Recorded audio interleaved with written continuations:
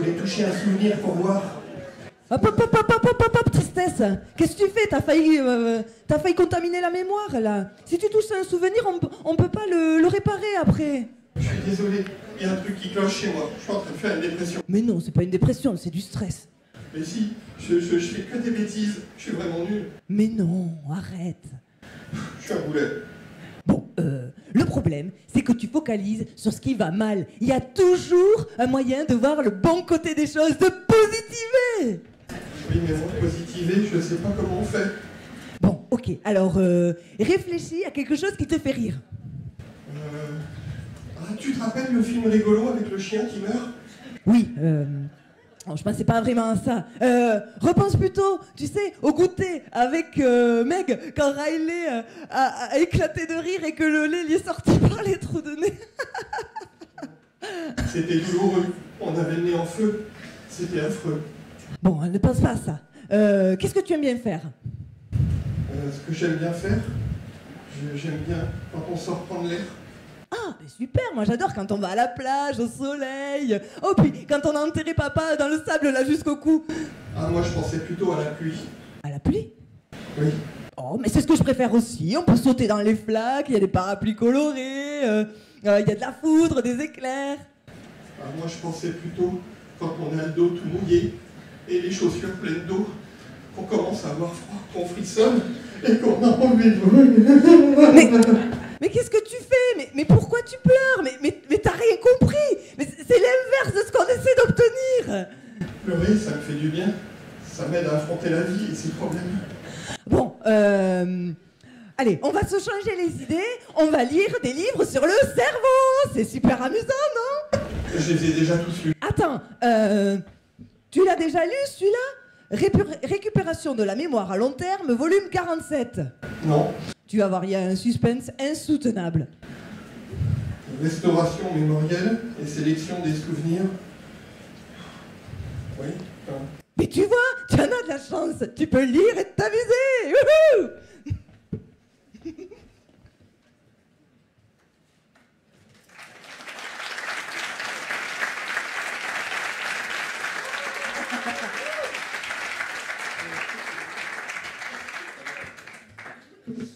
Alors, bienvenue pour cette conférence sur l'influence des émotions sur la mémorisation.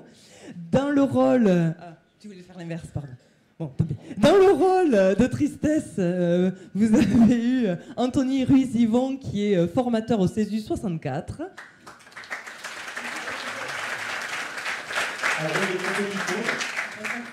Et dans le rôle de Joie, Madame Émilie Soubiran-Soucas, fondatrice de l'entreprise Le Sens des Émotions. Et c'est fini.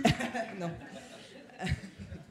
Et donc nous allons vous parler aujourd'hui, on va essayer de faire du lien avec tout ce qui a été vu hier et ce matin, sur les émotions et la mémorisation. On a beaucoup parlé de mémorisation, on a déjà saupoudré, tous les intervenants ont parlé un peu des émotions, avec Émilie et moi-même, on va essayer d'aller un petit peu plus loin sur ce qui va impacter la mémorisation au niveau émotionnel.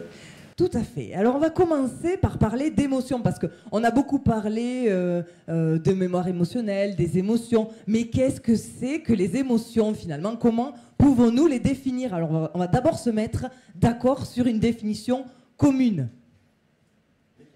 Mettons-nous d'accord. Alors c'est quoi une émotion? Alors une émotion, c'est d'abord une réaction automatique. On ne peut pas l'empêcher d'apparaître ni de disparaître. Elle va s'imposer à nous et elle va impliquer notre corps, notre esprit et ensuite notre vision du monde. Et là, je vous ai mis, c'est une définition de Christophe André, qui est un psychanalyste, psychologue, écrivain français, et je trouve qu'elle est assez complète. Donc déjà, on se met d'accord sur cette définition-là. Le voici. Les émotions primaires. 6 émotions qui sont présentes dans toutes les cultures. Et ça nous vient de l'anthropologue, psychologue Paul Ekman, qui dans les années 70 a parcouru le monde avec son équipe et ils ont découvert que dans toutes les cultures, on retrouvait des émotions dites primaires qui sont la joie, la tristesse, la peur, le dégoût et la surprise. Des émotions qu'on retrouve aussi bien chez les enfants, chez les adolescents et chez les adultes. Donc on va se mettre d'accord, quand on va parler aujourd'hui d'émotions, ça sera des réactions automatiques qu'on ne peut pas empêcher d'apparaître ni de disparaître, qui vont changer donc notre vision du monde, et on va parler essentiellement de ces 6 émotions. À quoi servent nos émotions? Chaque émotion a une fonction pour notre survie, et c'est Darwin le premier qui en parle. Ce sont des signaux qui nous poussent à agir pour notre survie. Donc, elles nous permettent d'évaluer constamment notre réalité, de communiquer, d'orienter notre attention, de prendre des décisions et de mémoriser, puisque c'est la thématique de la conférence. Chaque émotion a une fonction, et on va essayer de balayer un peu les grandes fonctions de ces 6 émotions primaires. La colère, quelle est la fonction de la colère? Elle nous sert à quoi? Extérioriser, j'entends, mais quelle est sa fonction pour notre survie? Pourquoi on ressent ce signal-là de colère?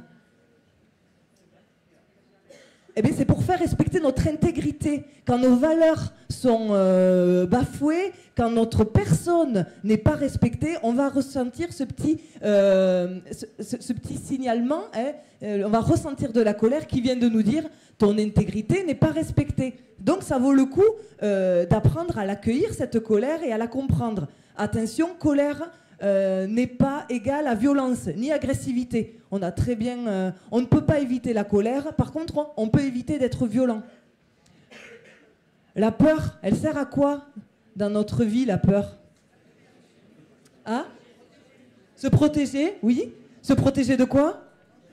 D'un danger, effectivement. La peur, elle vient nous dire, attention, danger, voilà ce qui pourrait se passer si tu ne réagis pas.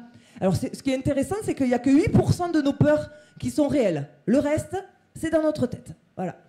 Je vous laisse avec ça. La joie. Ça sert à quoi, la joie? Attention, il n'y a aucun public de conférence qui n'a trouvé la réponse. On va voir si... je vous mets un petit défi. À quoi ça sert la joie dans notre vie? Quelle est sa fonction?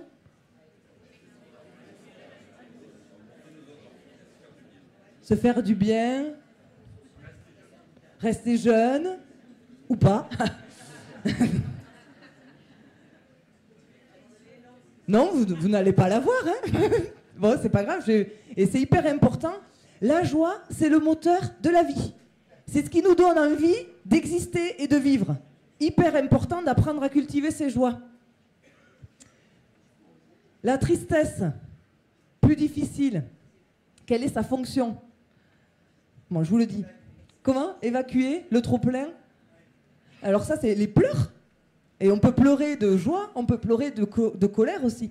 Et la tristesse, elle vient nous indiquer qu'il y a quelque chose qui est terminé. Hein. Ça vient un manque, ça vient nous signaler, voilà, il y a quelque chose qui est terminé, il y a un avant, il y a un après, il y a un manque, et quelque part la tristesse, elle nous aide à nous préparer au changement. Je vous laisse imaginer quand on s'interdit la tristesse. On s'interdit le changement et d'évoluer.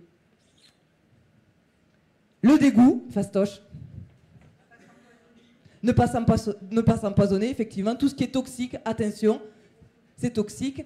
Ça marche très bien avec les aliments, mais attention, on ressent aussi du dégoût pour des institutions, pour des personnes. Donc, interrogez aussi ce dégoût vient nous dire. Est-ce que c'est nocif? Est-ce que c'est toxique pour moi? Si je continue à travailler dans un endroit où je ressens du dégoût, si je continue à côtoyer une personne qui me renvoie du dégoût. La surprise, elle est hyper importante pour les apprentissages. Ça va ouvrir les yeux. Effectivement, la surprise, elle est souvent associée après à d'autres émotions, mais potentiellement, il y a un déséquilibre, il y a un danger potentiel. Et après, on ne sait pas, c'est peut-être positif, etc. Mais on voit que physiologiquement, il faut qu'on soit ouvert et qu'on soit prêt à réagir. Oh punaise. Je pensais pas que ça démarrait direct. Ok. Très bien. Alors maintenant, Du coup, la première des compétences émotionnelles à acquérir, c'est accueillir son émotion. Accueillir une émotion, ça veut dire d'abord ressentir ce qui se passe dans son corps. Je vous propose une mini-expérience pour pouvoir essayer d'acquérir cette première compétence, accueillir une émotion. Voici comment ça va se passer. Je vais vous demander... Je vous dis d'abord la consigne et après vous pouvez le faire. Je vais vous demander de vous lever, de vous sentir libre ou non, une fois que vous êtes debout, de participer. Pourquoi la liberté intervient dans un deuxième temps? C'est pour ceux qui ont envie de participer, qui ne se sentent pas gênés ou honteux. Voilà. Donc l'idée c'est que je propose une solidarité de masse où tout le monde se lève, mais on interroge sa liberté. Si on n'a pas envie de participer, on ne participe pas. Mais on reste debout.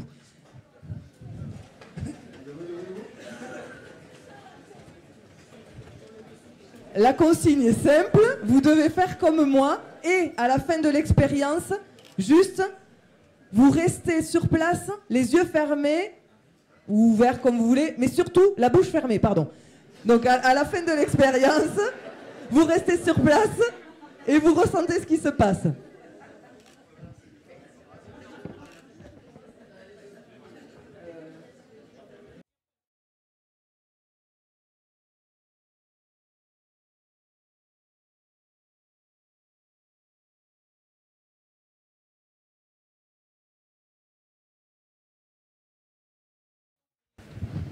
Là, l'idée, c'est de ressentir qu'est-ce qui se passe en vous là maintenant, dans votre corps, dans vos pensées.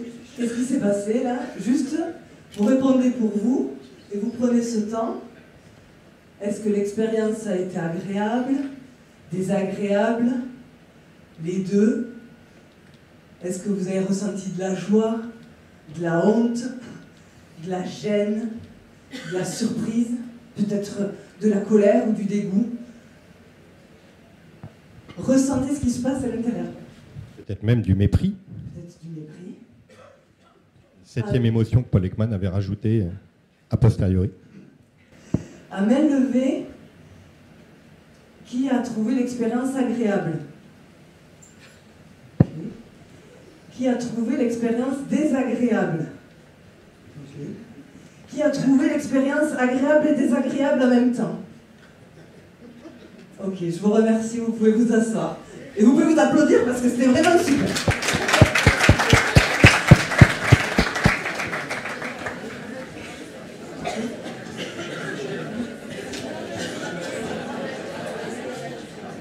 L'idée de cette expérience, c'est quoi? C'est de mesurer déjà comment on accueille une émotion. C'est qu'à un moment donné, on s'arrête et on sent ce qui se passe en nous. S'il y a des pensées qui nous viennent, comment on se sent corporellement. La deuxième idée de cette expérience, c'était vous voir danser. J'étais venue dire ça déjà. Non, la deuxième idée, c'était de planter cette graine de la subjectivité de nos existences. C'est dur à dire. Ça veut dire quoi? Ça veut dire que on a beau être tous dans la même salle, on a écouté la même chanson, vous avez dû faire la même chose. Il y a eu autant en fait de ressentis et de pensées presque, des pensées différentes, des ressentis différents que nous sommes nombreux que le nombre de cette salle. Vous avez vu, il y a des gens qui ont trouvé ça agréable, d'autres désagréables, d'autres un peu les deux. Et ça, cette idée, en tant que formateur, pour moi, c'est primordial de se dire que nos existences, il y a quelque chose de subjectif, c'est-à-dire qu'on ressent réellement les émotions, mais ça reste une expérience subjective. C'est-à-dire qu'il y a un petit deuil à faire, on ne pourra jamais vraiment savoir ce qui s'est passé pour chacun d'entre nous. Par contre, on peut essayer déjà de savoir ce qui s'est passé pour nous, et c'est déjà super. Et après, de le communiquer. Je finirai ma partie par une dernière histoire, c'est l'histoire d'un chien. C'est un chien errant qui s'est roulé dans de la boue. Et en fait, non loin de cette flaque de boue, il y a une maison avec une porte ouverte. Et en fait, quand il rentre dans cette maison, il y a 3 personnes. Et à l'intérieur de cette maison, il y a une personne qui est très en colère parce qu'elle vient de tout nettoyer. Et franchement, avoir un chien errant rempli de boue qui rentre dans sa baraque quand on vient de tout nettoyer, voilà, donc c'est une montée de colère qui monte. La deuxième, en fait, elle adore les animaux et il n'est pas si dégueu que ça. Et donc, je vous laisse imaginer qu'est-ce qu'elle ressent, elle, de la joie. Et la troisième, elle s'est fait mordre par un chien quand elle était petite. Et du coup, dès que le chien met une patte dans cette maison, elle est plutôt dans la peur. Voilà. Le chien est rentré dans la maison. Voilà. Il a provoqué 3 émotions différentes. Et c'est cette idée-là de la subjectivité. On a beau être au même endroit et vivre la même chose, finalement, on ne vit pas vraiment les mêmes choses. Merci pour ce parti.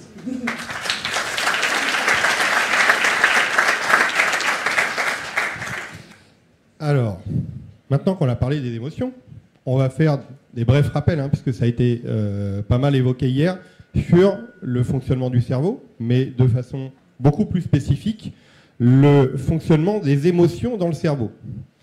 Notre cerveau, bon, pour faire simple, il y a 3 zones principales. Donc le néocortex, qui est vraiment la zone des fonctions cognitives pures.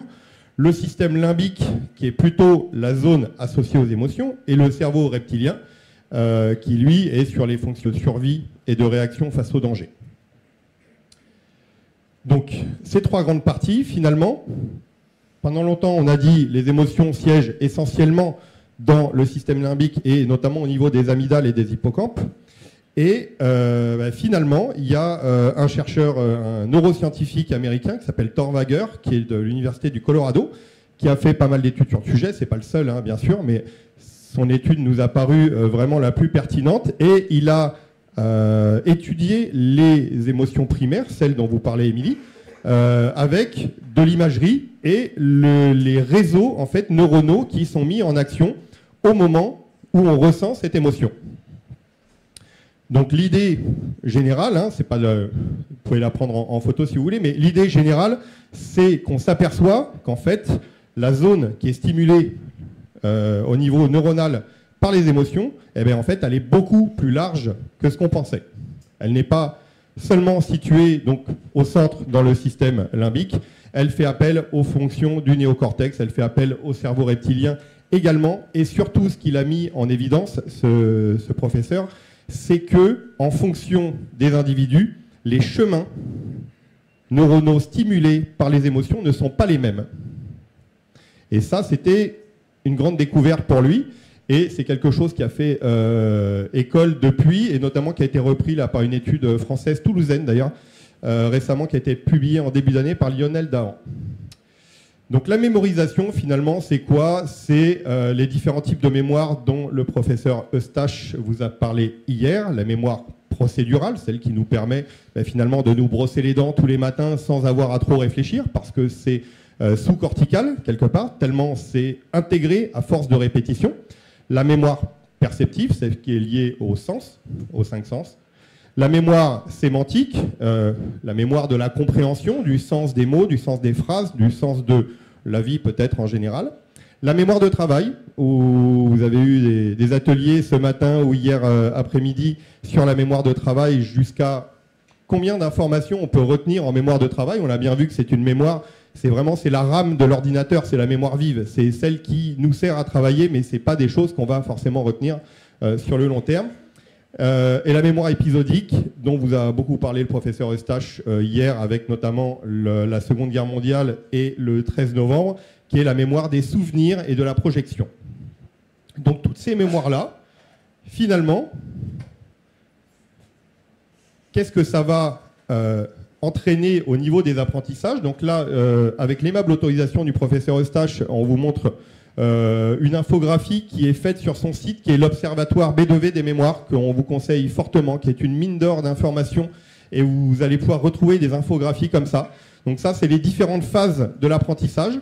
On en a déjà parlé, l'encodage, le stockage, le rappel, et les notions de plasticité cérébrale. Si on reprend l'étude de Thor Wager, en fait, la plasticité cérébrale, c'est difficile à dire, c'est essentiellement en fait le renforcement des connexions entre les neurones. Plus on va renforcer ces connexions, plus on va stimuler cette plasticité neuronale, plus les chemins entre les neurones vont être nombreux et plus on va être efficace en termes de mémorisation. Une autre infographie aussi très intéressante, mais je vous laisserai aller découvrir donc l'Observatoire B2V des mémoires qui est vraiment une mine d'or. Merci au professeur Eustache. Donc l'émotion, la mémoire et l'apprentissage, finalement, quel est l'impact des émotions? Eh bien, les processus d'apprentissage, donc on l'a vu, l'acquisition, l'encodage, le stockage, le rappel, à quel niveau va intervenir l'émotion? Est-ce qu'elle va plutôt, l'émotion, les émotions, est-ce qu'elles vont plutôt influencer l'acquisition, l'encodage, le stockage, le rappel? À votre avis? Tous. Bonne réponse. Les effets des émotions, en fait, les effets principalement positifs, c'est qu'elles participent à la mémorisation à chaque phase.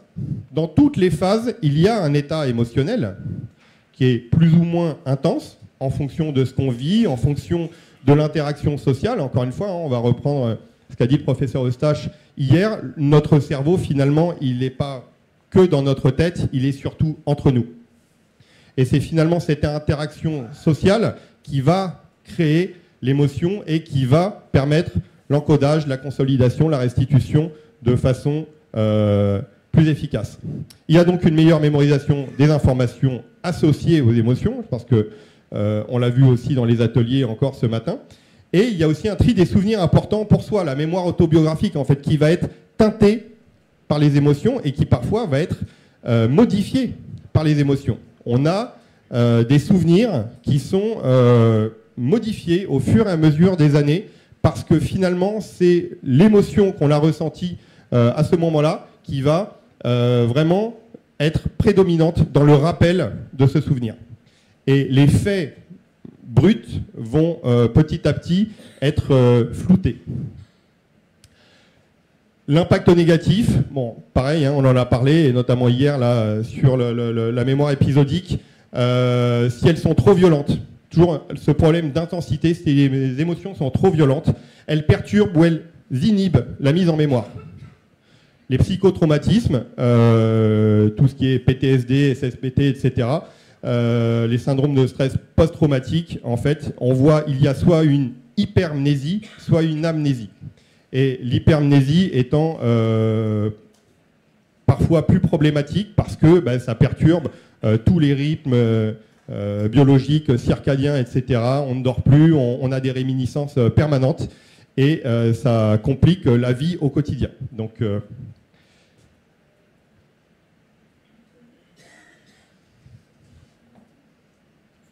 on finit là. C'est la fin. Donc les émotions. Et voilà, alors super transition pour la dernière partie. Revenons aux émotions. Finalement, pourquoi sont-elles un pilier? Le stress, d'un coup, il faut pouvoir le partager aussi, du coup. Émotion, mémoire et apprentissage. Donc les émotions, ne pas oublier en tant que formateur qu'elles sont un des piliers des apprentissages. Elles marquent au fer rouge notre mémoire. Donc nous avons tout intérêt donc, à en faire des alliés. Ceux qui ont assisté aux ateliers, il y avait cette idée de mettre en sécurité affective les stagiaires pour pouvoir être plus disposés aux apprentissages. Et si ça vous intéresse, c'est une chercheuse qui s'appelle Delphine Gueda Bidikofer, qui est enseignante-chercheuse à Angers, qui parle justement du lien apprentissage-émotion. Et prendre conscience vraiment que l'autre aussi ressent des émotions et que toute expérience reste subjective. Donc ça laisse un lien avec cette citation. On finit avec une petite citation de Socrate. En fait, ce qu'on vous décrit là, c'est ce qui vous retrouverez dans la littérature actuelle là, des neurosciences sous le terme effet de majoration émotionnelle. C'est ce sur quoi travaille le professeur Eustache, entre autres. Mais c'est vraiment la notion que vous retrouverez sur l'effet de majoration émotionnelle et qu'il n'y ait plus finalement de différenciation entre ce qui est cognition froide, vraiment raisonnement pur, et le côté social, le côté interaction et le côté émotionnel. On voit que finalement, avec cette citation du célèbre, Socrate cité par Platon, c'est pas lui qui l'a écrit, mais je ne sais qu'une chose, c'est que je ne sais rien. Finalement, qu'est-ce que ça vous provoque comme émotion et dans quelle disposition d'apprentissage ça vous met? Et une phrase qu'on aime beaucoup, qui a été citée notamment par quelqu'un qui est dans l'Assemblée aujourd'hui, Carole Amsalem, voilà, qui a eu un effet majeur le jour où elle l'a prononcé. Je me souviens exactement du jour, quasiment à la minute près, de cette phrase qui finalement sous-tend tout ce qu'on fait dans les CESU, tout ce qui sous-tend le socio-constructivisme, co-construire les apprentissages ensemble, gérer et animer un groupe. C'est ce qu'on voit aussi dans la formation avec les docteurs Paulès et Guénaud, qui m'a essentiellement beaucoup marqué et beaucoup appris à ce niveau-là. Et à partir du moment où on se dit qu'il n'y a pas d'apprentissage sans émotion, je pense que nous pensons qu'on est déjà sur une voie intéressante. La dernière, un petit doggy bag. Alors ceux qui ont assisté aux ateliers ils connaissent le concept. Au restaurant, le doggy bag, c'est on prend quelque chose à emporter, mais là c'est un peu cette idée-là. Vous prenez quoi à emporter de la conférence? Et justement, du coup, les trois propositions, j'ai appris que, j'ai découvert que, j'ai envie de. On vous laisse 30 secondes pour confectionner votre petit doggy bag.